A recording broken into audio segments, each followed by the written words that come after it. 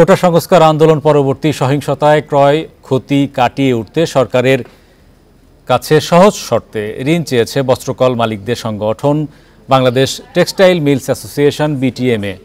অর্থমন্ত্রী আবুল হাসান মাহমুদ আলীর কাছে লেখা চিঠিতে এ দাবি করে সংগঠনটি। চিঠিতে বলা হয়, প্রিয় নম্বর সেট করে বিকাশে সেন্ড মানি করুন ফ্রি।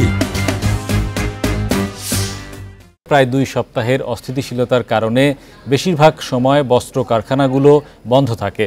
এতে ক্রয়াদেশ বাতিল, উৎপাদন কমে যাওয়া, কারখানায় শ্রমিকদের অনুপস্থিতি, কাঁচামাল সংকটসহ বিভিন্ন সমস্যায় পড়ে বস্ত্র কারখানাগুলো। এ অবস্থায় মালিকরা সর্বোচ্চ 2% সুদ হারে 1 বছর মেয়াদে ব্যাংক ঋণ চায়। উদ্ভূত পরিস্থিতি সামাল দেওয়া সম্ভব না হলে শ্রমিকদের বেতন ভাতা দেওয়ার বাধ্য হতে পারে বলে মালিকদের আশঙ্কা।